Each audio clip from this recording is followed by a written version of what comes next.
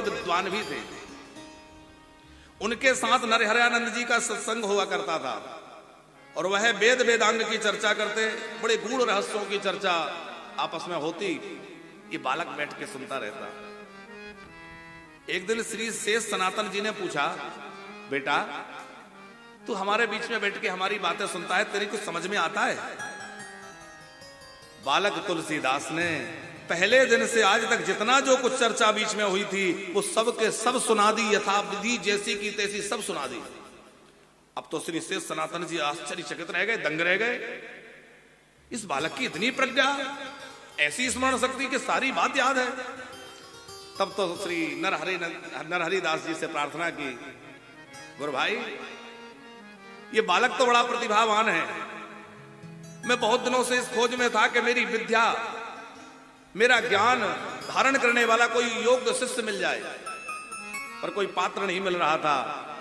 यदि आप कृपा करें तो ये बालक मुझे प्रदान कर दीजिए। नरहरानंद जी तो प्रसन्न हो गए, बोले मैं तो यही चाहता था कि बालक के लिए आप जैसा विद्वान गुरु मिल जाए ताकि ये बालक वेद पुराणों में निष्णात हो सके। आप इसको अपने चरणों में रख लीजिए। बड़े प्रेम पूर्वक जो है श्री शेष सनातन जी को वह बालक आपने समर्पित कर दिया विद्याध्ययन के लिए। और फिर 15 वर्षों तक लगभग आप जो है उन गुरुदेव भगवान के चरणों में बैठ करके गंगा जी के पावन पुनीत तट पर बैठ करके और गुरु जी से अध्ययन करते हैं। वेद वेदांग का अध्ययन किया है, अनेक पुराणों का, शास्त्रों का अध्ययन सविधि गुरु जी ने करवाया है। स्मृतियां, संहिताएं, आर्ष ग्रंथ आदि आदि अनेक ग्रंथों का श्री शेष सनातन जी ने आपको अध्ययन कराया।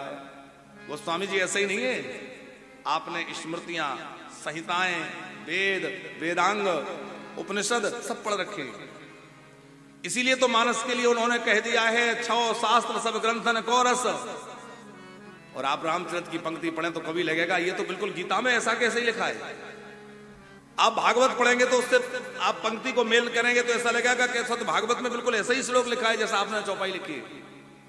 आप शिव पुराण पढ़ेंगे आपको लगेगा तो शिव पुराण में लिखा है वो कि वही अर्थ करके और गोस्वामी जी ने अपनी चौपाई में लिख दिया। कहने का भाव यह है गोस्वामी तुलसीदास जी ने सविधि सब शास्त्रों का अध्ययन किया है और उन सब का रस ला करके, निचोड़ ला करके और रामचरितमानस में स्थापित किया है। कहा जाता है कि आपने अपने विद्यार्थी जीवन में ही हनुमान चालीसा का लेखन कर लिया। ऐसा भी कुछ विद्वानों में प्रसिद्धि है कि पहला आपने जो लेखन किया वह हनुमान चालीसा का ही किया। तो अब धीरे धीरे समय व्यतीत हुआ और आगे एक दिन ऐसा आया कि श्री शेष सनातन जी जो है अब उनका शरीर पूरा होने का समय आ गया, वयोवृद्ध है। अब उनकी अवस्था भी बहुत हो चुकी थी।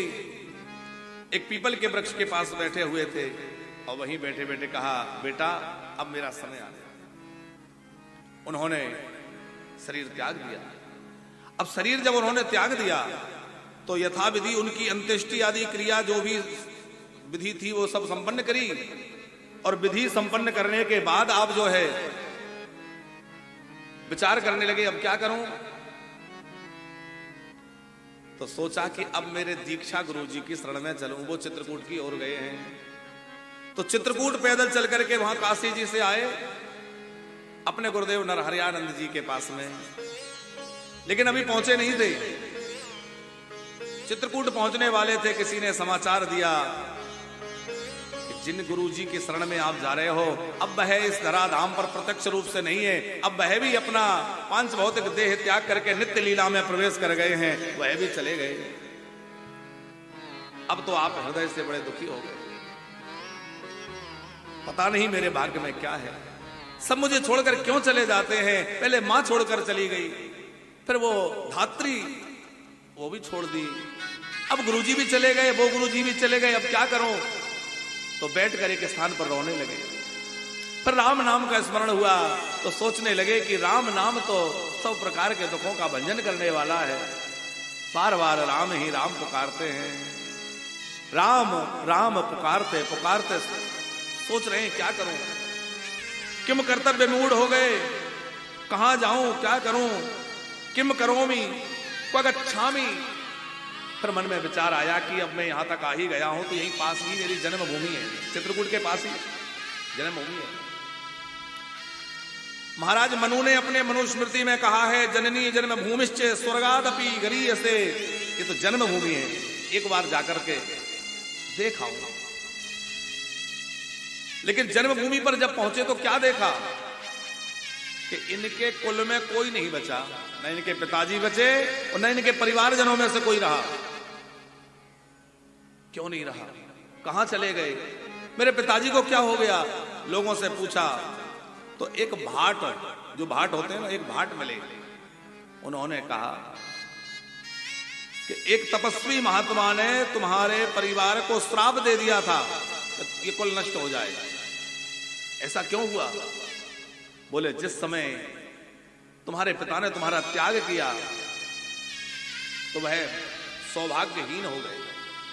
उनका सौभाग्य था तुम्हारे जैसा बालक उनके जन्म लिया।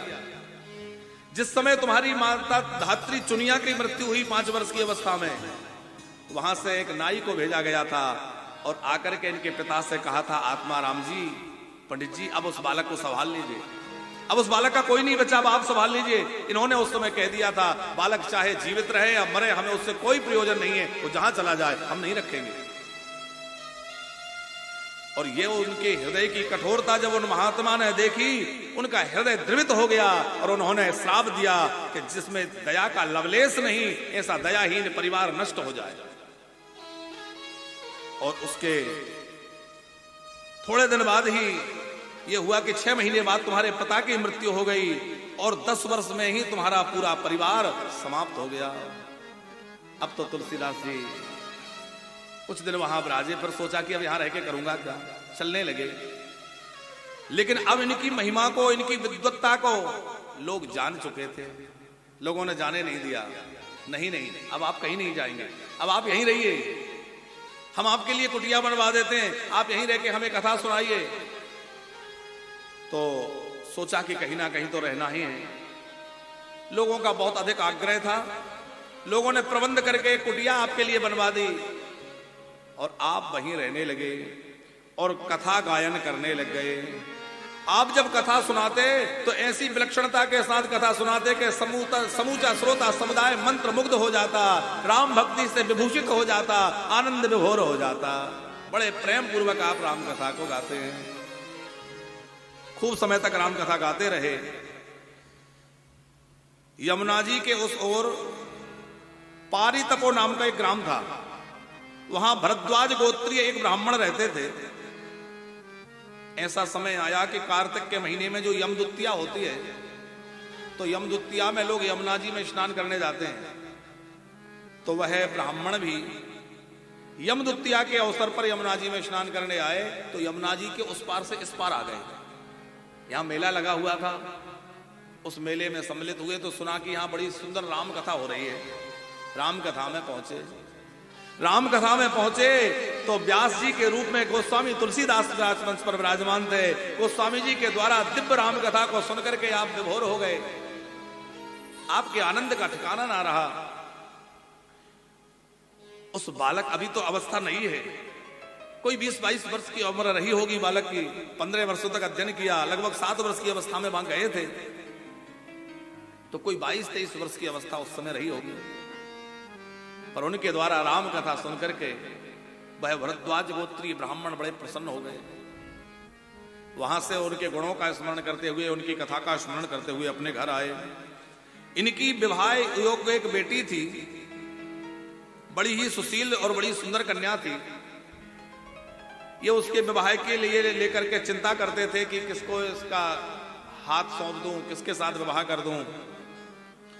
आज रात्रि में जब आप सोए तो भगवती जगदम्बा जी, भगवती पार्वती जी जो है स्वप्न में आई और उन्होंने कहा कि इस बेटी का हाथ उसी ब्राह्मण के हाथ में दे दो जिससे कथा सुन करके आए हो। आपके मन में तो भाव था ही कि यह बहुत अच्छे विद्वान है, बड़ी सरस कथा कहते हैं, मेरे दामाद बन जाए। अब जगदम्बा ने और कह दिया, अब तो दृढ़ निश्चय करके गोस्वामी जी के पास गए और गोस्वामी जी से कहा कि आप मेरी पुत्री को स्वीकार कर लीजिए।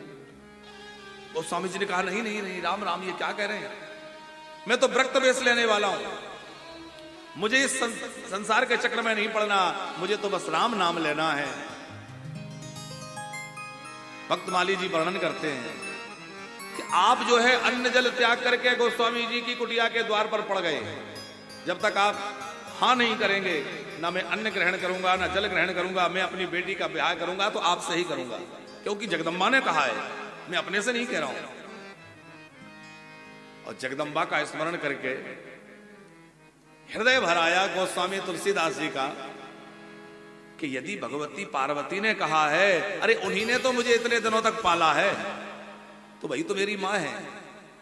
आप गोस्वामी जी के ग्रंथों में देखेंगे, उन्हें भगवान शिव और भगवती पार्वती जी को माता पिता के रूप में स्मरण करते हुए बहुत उनका वंदन किया है। चाहे विनय पत्रिका जी हो, चाहे रामचरितमानस हो, आपने भोले बाबा का बहुत वंदन किया है। क्यों? क्योंकि आप जानते हैं कि वास्तव में मेरे पिता तो भोले बाबा हैं और मेरी मां पार्वती है, उन्हीं ने तो मुझे पाला है। तो माता पार्वती ने आज्ञा दी है, तब तो मुझे स्वीकार करना चाहिए। पर एक ब्राह्मण मेरे द्वार पर भूखा प्यासा पड़ा है, कदाचित प्राण चले गए तो मुझे ब्रह्म हत्या लग जाएगी। ये सब बातों का विचार करके और गोस्वामी तुलसीदास जी ने हाथ जोड़कर स्वीकृति दी।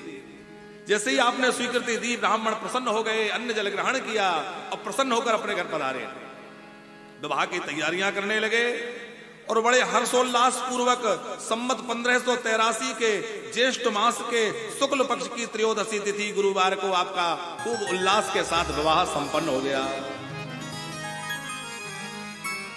रत्नावली नाम है पत्नी का, और जैसा नाम है वैसी ही वह रमणी रत्न है, स्त्री रत्न है, बड़ी सुंदर है, गुणों में संपन्न है, बहुत सुंदर कन्या। उसको प्राप्त करके अब आपका दाम्पत्य प्रारंभ हुआ है। भगवान की माया, भगवान की लीला बड़ी विलक्षण है। धीरे धीरे आपका पत्नी में इतना प्रेम, इतनी आसक्ति बढ़ती चली गई, इतनी आसक्ति बढ़ती चली गई कि सब कुछ अपना पत्नी को न्यौछावर कर दिया। अब तो कहीं आना जाना बंद कर दिया, कहीं जाते नहीं है, ज्यादा से ज्यादा समय घर में रहते हैं, अपनी पत्नी के साथ रहते हैं और समय व्यतीत होता गया।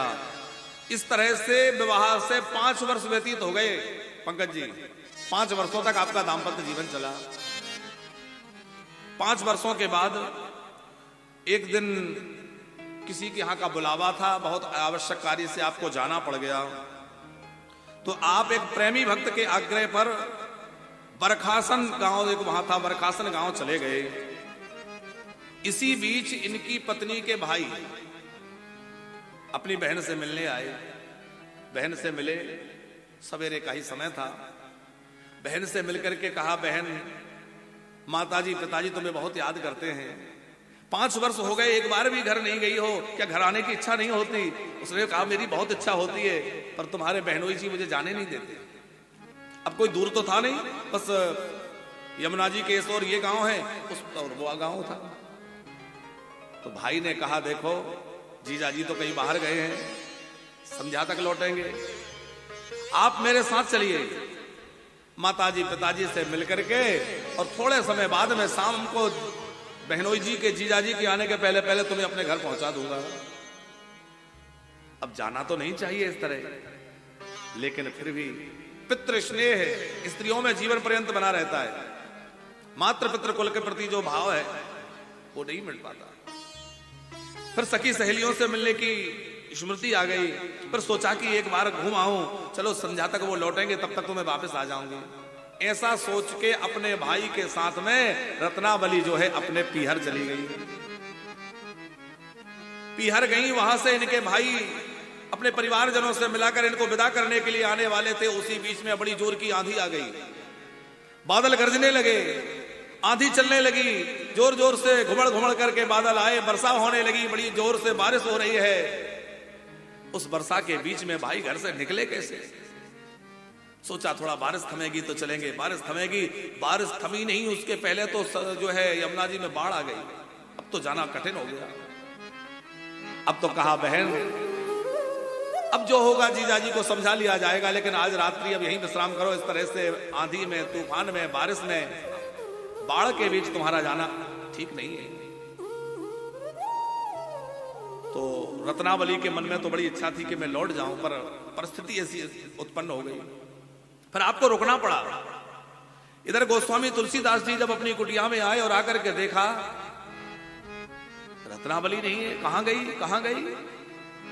आसपास के लोगों ने कहा उनके भाई आए थे और वो अपने घर ले गए।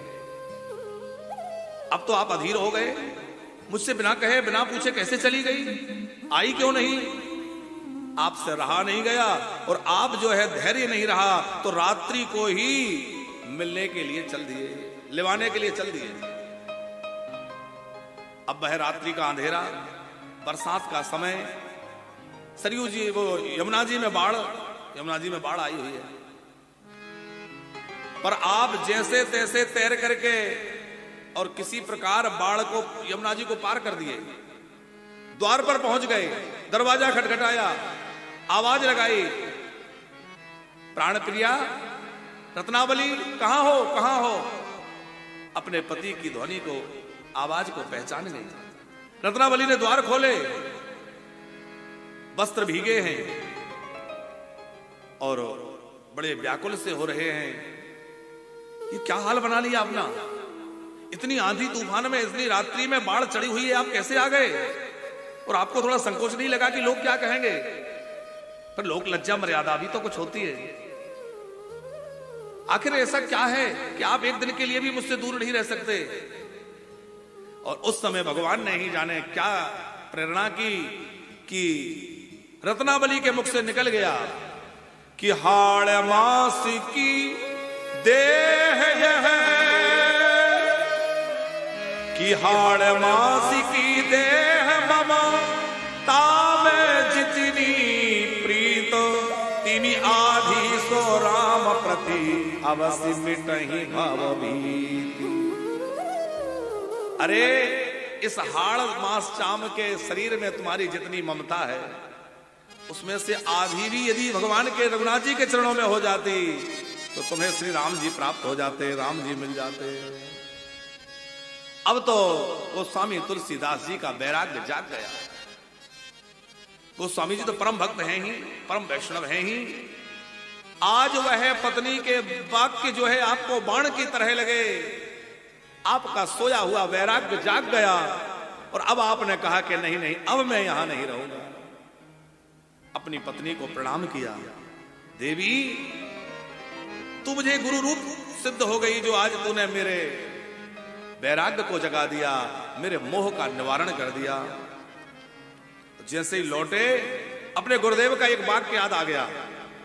गुरुजी कहा करते थे कि नर हरि कंचन कामुनी इनसे रहिए दूर। गुरुजी नरहरि जी कहते थे कि नर हरि कंचन कामिनी इनसे रहिए दूर, जो चाहिए कल्याण निज राम दरस भरपूर।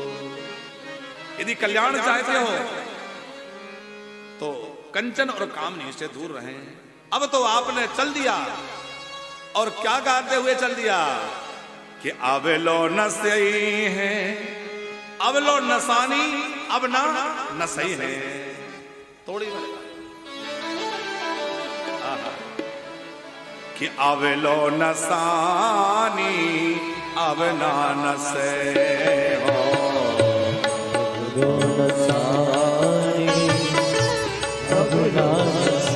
अभी तक तो मैंने अपना जीवन जैसे तैसे बर्बाद किया, पर अब नहीं, एक क्षण भी मैं बेकार नहीं करूंगा। आवे लो नसानी, आवला नसे हो।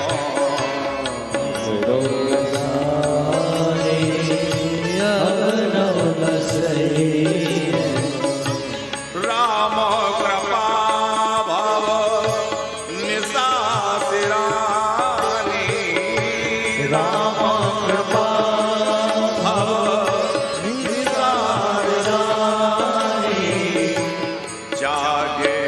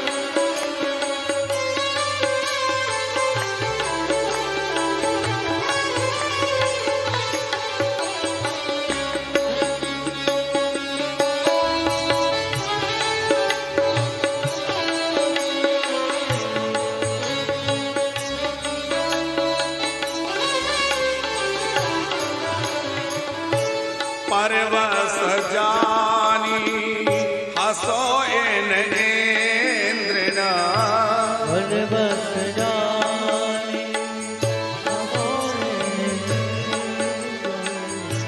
परवश जानी हसो इन इंद्रिना परवश जानी हसो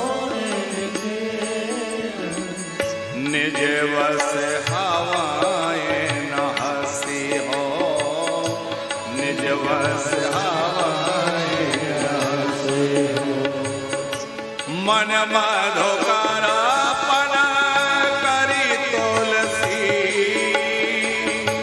मधुमर पन कर तुलसी पद कमल वसे हो आवेलो नसानी आवना नसे हो अवलो साये आवना नसे हो। अवलो नसानी, अब तक तो जो हुआ सो हुआ, अब तक तो नाश हुआ जीवन का, पर अब ना नसानी, अब नहीं। ऐसा विचार करते करते निकल पड़े। पत्नी आवाज लगाती रही, ठहर जाइए, रुक जाइए, नाराज मत होइए, मैंने बस ऐसे ही कह दिया। पत्नी आवाज देती रही, लेकिन आप नहीं रुके, मुड़कर भी नहीं देखा। पत्नी हड़बड़ाई, अपने भाई को जगाया, देखो तुम्हारे बहनों जी नाराज हो गए, वो जा रहे हैं, जाओ रोको रोको उनको, वो चले जाएंगे, रोको। भाई आया दौड़ते हुए, उसने बहुत समझाया, बहुत प्रार्थना की, आप लौट चलिए, आप नाराज मत होइए, मुझसे अपराध हो गया जो बगैर आपसे पूछे मैं बहन को ले आया। बोले नहीं नहीं, तुमने अपराध नहीं, तुमने तो उपकार किया है।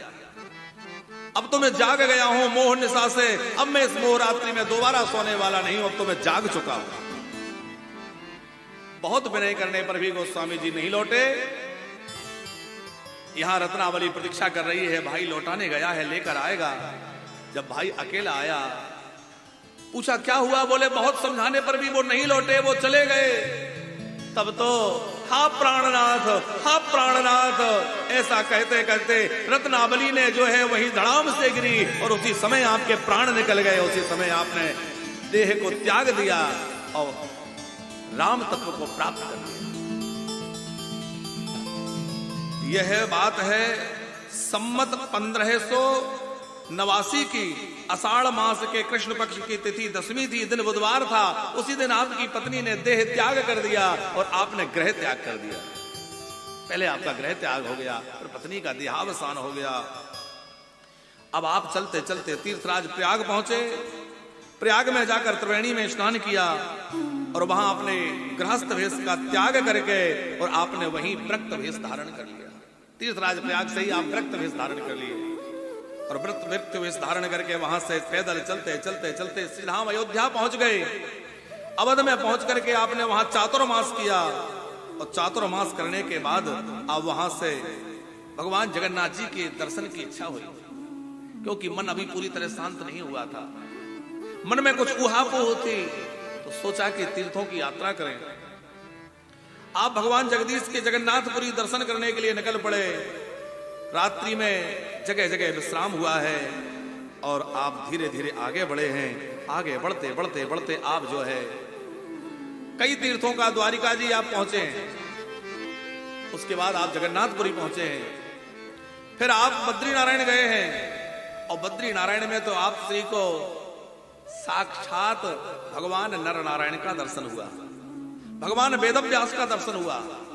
वहां से आप और आगे चले गए, मानसरोवर पहुंच गए। मानसरोवर में स्नान किया, वहां मानसरोवर की कैलाश की प्रदक्षिणा आपने की है पैदल पैदल, जहां आज लोग इतनी सुगमता होने के बाद भी नहीं कर पाते, गोस्वामी जी ने उस समय पैदल प्रदक्षिणा की।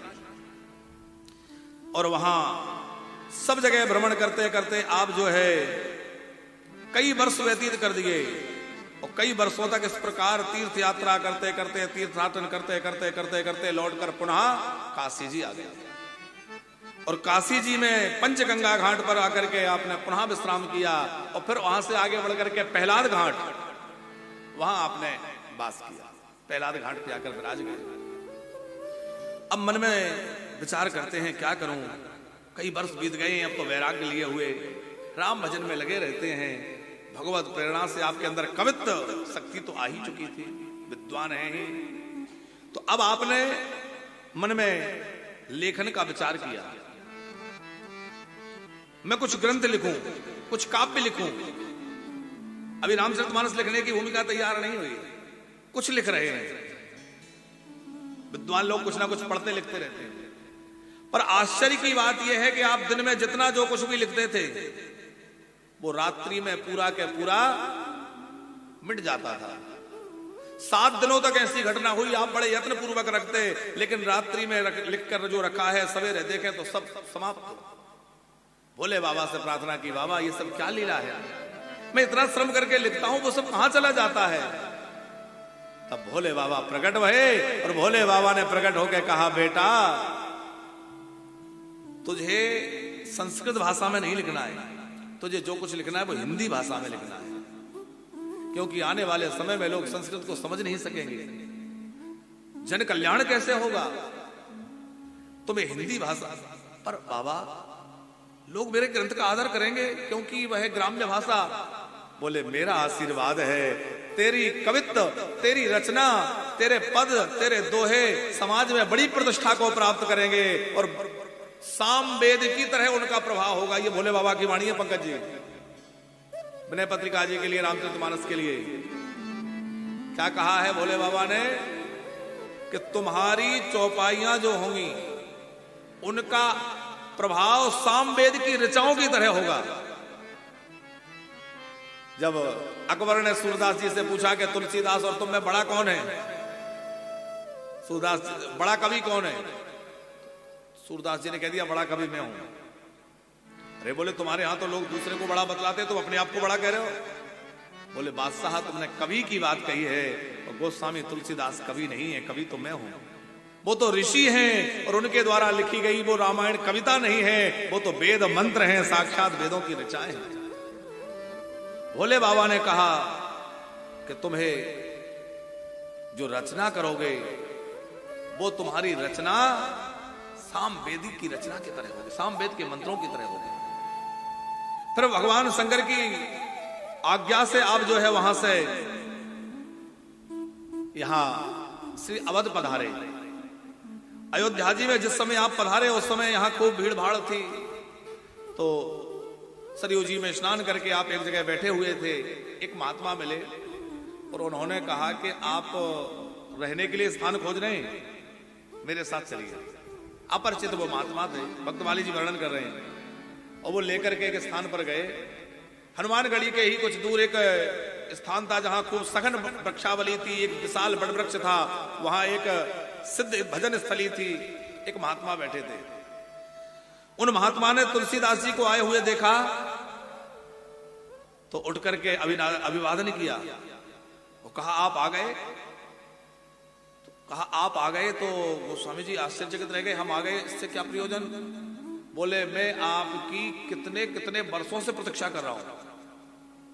मेरे गुरुदेव भगवान ने मुझे आज्ञा दी थी कि यह सिद्ध स्थान है, यहीं बैठ के भजन करना, और यहीं कलयुग में वाल्मीकि ही तुलसीदास बनकर आएंगे, और जब वो यहां आ जाएं तो ये स्थान उनको समर्पित करके और तुम यहां से फिर चले जाना, और इसी स्थान पर महान ग्रंथ रामचरितमानस की रचना होगी। ऐसा कह करके और आशीर्वाद गोस्वामी जी को दे करके, और वह तपोमूर्ति, वह विद्वान, वह महात्मा कुछ दूर जाकर के ध्यान लगाकर बैठे और योग अग्नि में देह दग्ध हो गई और उनका शरीर पूरा हो गया। अब तो गोस्वामी तुलसीदास जी ने रामचरितमानस की रचना आरंभ की तो कौन से समय में की? जिस मुहूर्त में, जिस योग में हमारे राघवेंद्र सरकार प्रकट होते हैं, श्री रघुनाथ जी जिस तिथि में प्रकट हुए हैं, उसी शुभ योग में वैसा ही संयोग बना। वही नौमी तिथि थी, चैत्र का महीना, शुक्ल पक्ष नौमी तिथि, दिन मंगलवार था, और उसी सुंदर संयोग में सरयू जी के तट पर बैठ करके आपने रामचरितमानस का लेखन प्रारंभ किया है। बोलिए श्रीमद तुलसीदास जी महाराज की जय, रामचरितमानस की। तो आपने रामचरितमानस का लेखन आरंभ किया, बड़े श्रम के साथ आपने रामचरितमानस का लेखन प्रारंभ किया, और आपने 2 वर्ष में रामचरितमानस का लेखन प्रारंभ जो है पूर्ण किया है। 2 वर्ष से कुछ अधिक समय में आपने लेखन कार्य किया है। उसके बाद बहुत सारी घटनाएं फिर गोस्वामी जी के जीवन की हैं। गोस्वामी जी के मन में एक ही भाव रहता था कि कैसे प्रभु का दर्शन हो, ठाकुर जी का दर्शन कैसे हो। तो दर्शन के लिए बेचैन रहते थे, राम जी का दर्शन कैसे हो। आपने हनुमान जी का स्मरण किया। हनुमान जी तो आपके ऊपर बड़ी कृपा करते थे और हनुमान जी का स्मरण करते हुए